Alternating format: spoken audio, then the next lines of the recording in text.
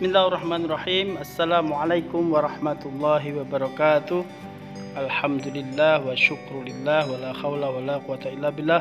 Allahumma sholli ala sayyidina Muhammad wa ala ali sayyidina Muhammad. Marilah kita buka sesi pada kali ini dengan bacaan basmalah. Bismillahirrahmanirrahim. Oke, kita masuk pada materi yang pertama ya. Sebelum kita masuk ke materi tentang baca Al-Quran, dasar daripada membaca Al-Quran agar bacaan kita menjadi bacaan yang baik dan benar, maka kita wajib mempelajari ilmu tajwid. Jadi ilmu tajwid itu merupakan dasar dalam belajar membaca Al-Quran. Maka dari itu tentunya sebelum kita masuk ke arah ke materi-materi selanjutnya, perlu kiranya kita mengetahui pengertian dan juga tujuan dari ilmu tajwid secara sederhana sebagai pengantar untuk masuk kita belajar membaca Al-Quran. Oke, tajwid itu sebenarnya berasal dari lafaz jawwada yujawwidu tajwidan, dimana di sana bentuk masdarnya yaitu tajwid yang sekarang menjadi istilah dalam ilmu tajwid. Dan jawwada yujawwidu tajwidan itu mempunyai makna membaguskan, ya, menjadikan sesuatu itu bagus. Ya, kalau di dalam bahasa Arab itu ada istilahnya al-jaudah. Al-jaudah itu artinya mutu, artinya ada tingkatan kebagusan di sana. Nah, adapun ilmu tajwid secara terminologi itu adalah ilmu yang berguna untuk mengetahui bagaimana cara melafalkan huruf yang benar dan dibenarkan, baik berkaitan dengan sifat, mad, dan sebagainya. Ada juga misalnya tarqiq, tafhim, dan selain keduanya itu. Tentunya banyak sekali materi-materinya yang akan kita bahas mengenai tajwid, sembari kita belajar juga membaca Al-Quran atau mempraktekkannya dalam ayat-ayat Al-Quran. Maka dari itu tetap ikuti materi di setiap pertemuan kita sehingga kita bisa membaca Al-Quran dengan baik dan benar sesuai dengan kaidah yang kita pelajari walaupun melalui media sosial. Oke, saat Anda belajar Al-Quran dengan tajwid, Anda akan dapat mengucapkan huruf dan kata dalam ayat Al-Quran dengan benar dan memberikan hak setiap huruf dalam membaca Al-Quran. Jadi ayat Al-Quran, huruf-huruf dalam Al-Quran itu mempunyai hak untuk kamu baca dengan baik dan benar. Tidak semata-mata kita membaca itu menjadi kewajiban kita sebagai umat muslim, terus kita membaca sebisanya, walaupun kita bisa tetap kita paksa. Bukan seperti itu ya. Kita juga harus memberikan hak bagi huruf-huruf Al-Quran itu untuk kita baca dengan baik dan benar. Maka dari itu perlunya kita belajar ilmu tajwid. Oke, kita lanjutkan.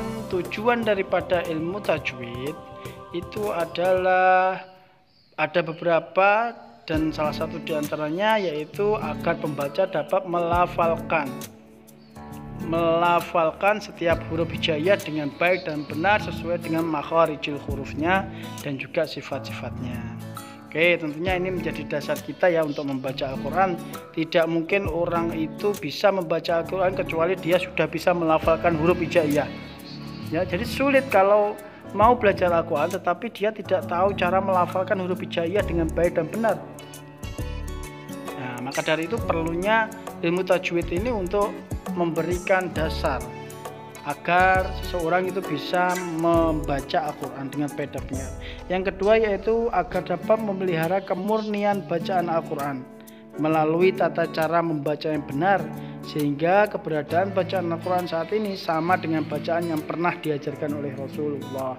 Walaupun kita bukan orang Arab ya, ini tantangan orang Indonesia ya ketika belajar Al-Quran, karena lidah kita bukan lidah orang Arab, tentunya agak sulit juga untuk melafalkan ayat-ayat Al-Quran, sehingga diperlukanlah ilmu tajwid dan juga cara membaca setiap huruf Al-Quran. Kalau orang Arab tentunya mereka sudah punya dasar dalam membaca Al-Quran, punya dasar yaitu mereka sudah melafalkan makharijul huruf dengan baik dan benar. Tetapi tentunya ada aturan-aturan yang lainnya, di luar dari pelafalan ataupun makharijul hurufnya, seperti matnya bagaimana.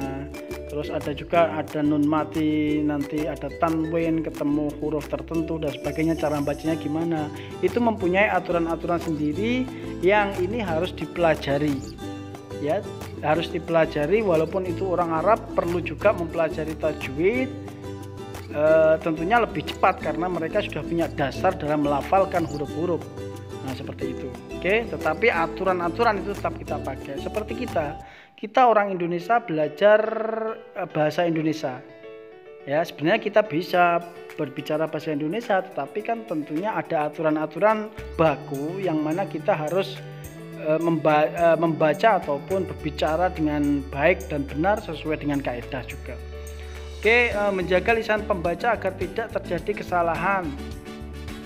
Nah, ini tentunya lisan-lisan orang Jawa ini harus kita jaga ya, biar tidak terjadi salah paham ketika membaca Al-Quran. Karena apa? Perbuatan dosa itu muncul ketika kita salah membaca, yang hal ini mempengaruhi makna ataupun arti yang seharusnya tidak seperti itu ya. Jadi membaca ha sama kha itu pun punya beda arti juga. Nah, seperti itu. Jadi banyak sekali lafaz-lafaz itu yang berbeda, makharijul hurufnya itu berbeda juga. Nah, seperti itu ya. Nanti kita akan pelajari itu di ilmu tajwid ini. Oke, kita lanjutkan apa saja yang benarnya bisa kita pelajari dalam ilmu tajwid ini. Pertama, kita bisa mempelajari hukum bacaan nun mati ketemu nun mati atau tanwin ketemu dengan lafaz ataupun huruf-huruf yang ada. Dan itu nanti ada yang dibaca idhar, ada yang dibaca idgham, ada yang dibaca iqlab, ada yang dibaca ikhfa dan sebagainya. Itu nanti akan kita pelajari di sesi selanjutnya. Maka dari itu tetap station, ikuti video saya kali ini sehingga nanti kita bisa belajar bersama-sama. Ada juga hukum membaca ra, ya, apakah ra itu dibaca tafkhim atau dibaca tarqiq, ya, atau ra dibaca tafkhim artinya tebal, boleh ra dibaca tarqiq. Jadi ada ra yang dibaca tarqiq dan ada ra yang dibaca tafkhim, atau ra dibaca tafkhim, itu ada juga.